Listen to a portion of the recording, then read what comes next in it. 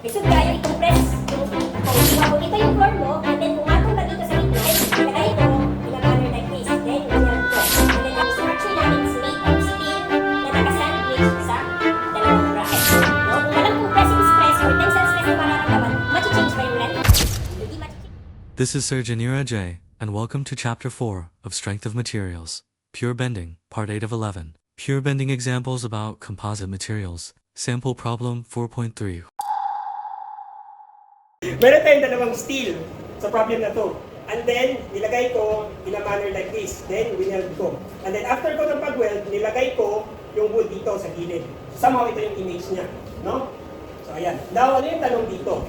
Given tayo ng modulus of elasticity ng steel, which is 200, and modulus of elasticity ng wood, which is 12.5.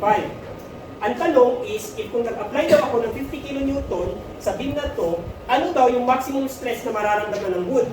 And then ano daw din yung stress na nararamdaman at the top edge ng steel? No? Hindi natin alam kung ano yung maximum stress ng wood. Saan located? Dito ba o dito? No, hindi natin alam kung dito o dito. But yung tanong niya, ano yung maximum stress? And then, ano din daw yung maximum, hindi niya tinanong kung ano yung maximum stress ng steel. Tinanong na lang niya kung ano yung stress dito sa top portion ng steel natin. No? Sige, ano yung first step? Yung N. Ano yung N? Pwede kong gawin yung steel, gawin kong wood.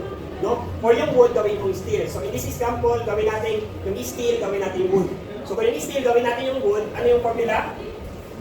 ES over EW. Yung steel, gawin natin yung wood. So ano yung steel? 200.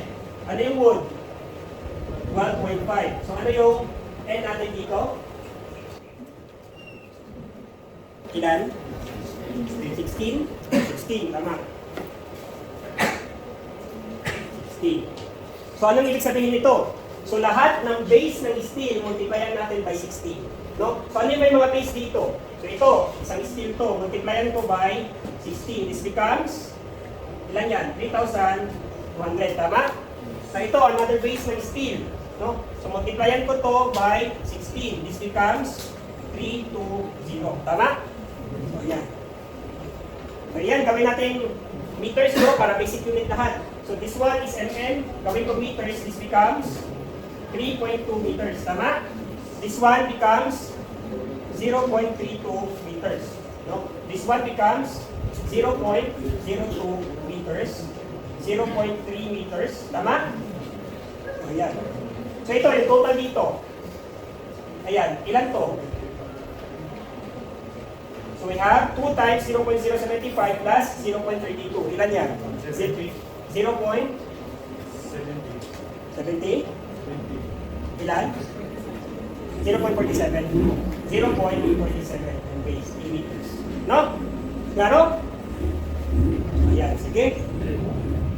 Somehow, makikita nyo, may expand to. Kung wood na to lahat, no? May expand to, and then ito din, mag-widen. May expand din to. So, meron tayong dalawang rectangle, no? Rectangle sa taas, pangalanan natin itong area 1. And then, yung rectangle dito sa baba. No? Pangalanan natin ito as area 2. Now, ano yung formula ng stress natin? Stress is equal to MC over I. Given na tayo ng M, okay, given tayo ng M, 50, no? Given na tayo ng I, masosolve natin yung I. Ano yung I? Ano yung I dito? Di ba, ang I ng rectangle, we have 1 over 12 BH cubed. I ng rectangle. Ano naman kapag dalawang rectangle? Ano na yung gagawin natin? Parallel axis theorem. Tama, no? So yung I natin becomes summation of individual I plus AB squared. Tama? No, sa area 1 at saka sa area 2 natin. Now take note, ano yung D natin? Distance from the neutral axis to the centroid ng individual area. Ano naman yung C natin? Distance from the neutral axis to the farthest away. No, farthest away. Now, alam ba natin kung nasaan yung neutral axis nito? Sa composite? Hindi natin alam. So kailangan natin i-locate. No? Sa composite area, hindi equal yung neutral axis at saka centroid natin. Now, ginawa kong kahoy lahat to. Nang paggawa ko ng kahoy lahat to, ma-indicate na natin na yung centroid is, di ba sa homogeneous material, yung centroid at saka neutral axis the same. No? Sa composite material, hindi sila the same. But itong composite, kinonvert natin into a homogeneous. So, ibig sabihin, kung ano yung makuha mong centroid dito, yan na directly yung neutral axis natin. No? So, paano natin kunin yung neutral axis? Ano yung formula? Naalala nyo? Ano yung neutral axis? Neutral axis is yung x bar at saka y bar. Ano yung x bar? Makikita nyo, symmetric to. No? So, therefore, yung x bar is located at the center. How about yung y bar? Nasaan located? Hindi natin alam. Hindi pa natin alam, no? Sabihin natin nandito. Sabihin natin ito yung neutral axis natin. No? So yan yung i-solve natin. Paano natin ito i-solve? This is equal to, alam niyo yung formula? Kalimutan na? Centroid? That is summation of y bar A divided by summation of area. No? Ayan. So kunin natin yung y bar. So say for example, ito yung x-axis natin, ito yung y-axis natin. So ito yung origin natin. So ano yung y bar? Y bar is the distance from here papunta dito. This is our y bar. So ano yung location niya? So that is y bar A sa 1 plus sa area 1 pala. Sa area 1 plus y bar A sa area 2 divided by summation of area 1 plus area 2. No? Ayan, sige, calculate natin. Ano yung y bar ng area 1? Ano ulit yung y bar ng area 1? Y bar is the distance from dito papunta sa centroid ng area 1. No? So, dito papunta dito, this one. Ayan, this is our y bar 1. How about yung y bar 2? So, ito yung area 2 natin, this one. So, sabihin natin yung centroid niya nandito sa gitna, no? So, this one here, distance from here papunta dito, this is our y bar 2. Sige, ano yung y bar 1? Y bar 1. So that is 0.3 plus half done 0.02. That is 0.31. Times ano yung area? Area is base times height. No? So that is 3.2 times height. Base times height, ano yung base? 3.2 lagi. 3.2 times the height is 0.02. Klaro? Plus, area 2 naman tayo. Ano yung y2? Y2 is half ng 0.3. So 0.50. So 0.50 times, ano naman yung area? Base times height, tama? So that is 0.47 times 0.3. So 0.47 times 0.3. So divided by the sum of the area, which is 3.2 times 0.02 plus 0.47 times 0.3. Ayan. Sige daw, pakalki, ano yung y bar natin? Y bar is 0.2. Oh, lagpas ka. 0. Okay, 0.20. So, makikita yun, ano yung y2? Y2 natin is 0.15. Yung neutral axis natin is 0.2. So, ibig sabihin, nasa taas yung neutral axis. Tama? No, mas malaki yung y bar. So, somewhere nandito. So, ito yung y2 natin. Y2 is 0.15. So, yung y bar natin, ito, this is 0.2. So, nasa taas yung neutral axis. No? Klaro? So, ayan. So, pwede na tayo mag-solve. Solve na natin yung stress. Ginawa natin itong kahoy, no? So, yung stress sa wood, maximum is just equal to MC over I natin. Ano yung M natin? Ano yung M? 50 kilonewton. So, that is 50 times 10 to the 3. Now, how about sa C? Ano yung C ulit? C is the distance from the neutral axis to the farthest away. Sa neutral axis, saan yung farthest away? Is it from here to here or from here to here? Nasa baba. Bakit baba? Ano pala yung distance dito?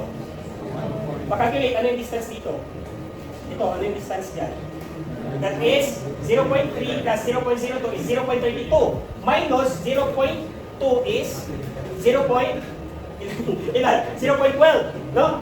We have this distance is 0.12. Tama? So ano yung farthest away? 0.2 or 0.12? Ito 0.2. So sulat natin dito, 0.2. Divided by ano yung I? Ano yung I? Dalawa tayong rectangle, so ito yung gamitin natin, parallel axis theorem. No? Klaro? O, ano yung parallel axis theorem? So, I plus AB squared sa area 1 plus I plus AB squared sa area 2. So, sa area 1 muna tayo. Ito, area 1. That is 1 half, ay 1 over 12, no? 1 over 12 pH cube. Ano yung base? 3.2. Ano yung height? 0.02 to the power of 3. Plus, ano yung area? Calculate natin ano yung area. Ano to? Pwede pa calculate ano to? 0.064. How about this one? Ano to? 0.1. So ito yung area 1. This is area 2. So ano yung area 1? 0.064 times, ano naman yung D? Ano yung D dito? The distance from the neutral axis to the? Ito no? Neutral axis papuntang? Neutral axis papuntang centroid, no? Ito yun. So ano yan? That is 0.12 minus 0.01. No? So that is 0.11. Tama? Then square. So ito yung sa area 1. How about sa area 2? Plus 1 over 12. Ano yung base sa area 2? 0.47 times ano yung height? 0.3 to the power of 3 plus ano naman yung area? 0.141 times ano yung D? D is the distance from the neutral axis papunta sa centroid. So itong distance na to. So ano yan? That is 0.2 minus, okay, 0.2 minus yung y2 bar. Ano yung y2 bar? 0.15, no? So we have 0.15 to the power of, klaro? Follow ba lahat? So ayan, so ano yung I natin dito? Pwede pa-calculate? Ano yung I? 2.19. Okay, that's 2.19.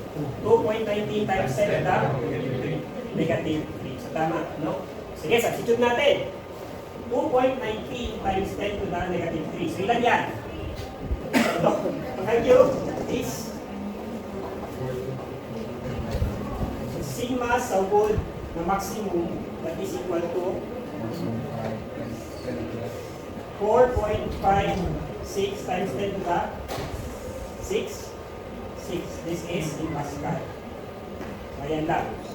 May question kayo dito? Substitute lang sa formula, no? Ano yung ginamit natin C? C is from the neutral axis down to the farthest away.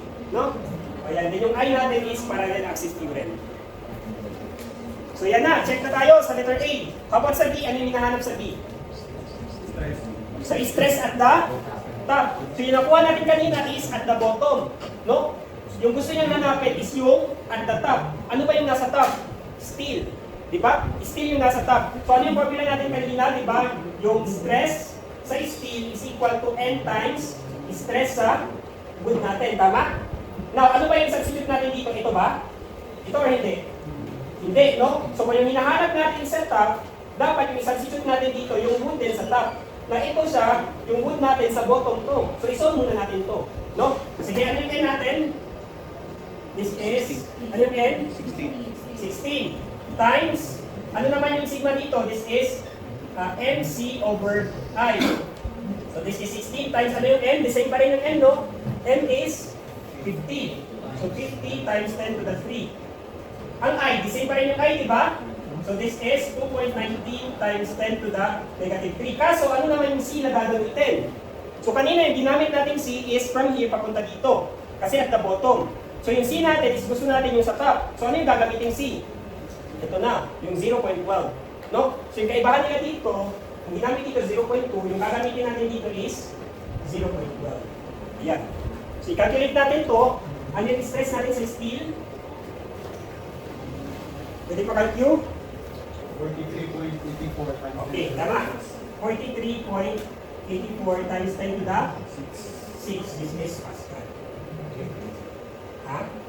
Kung i-erase natin to the power of 6, this becomes negative. No? Ayan.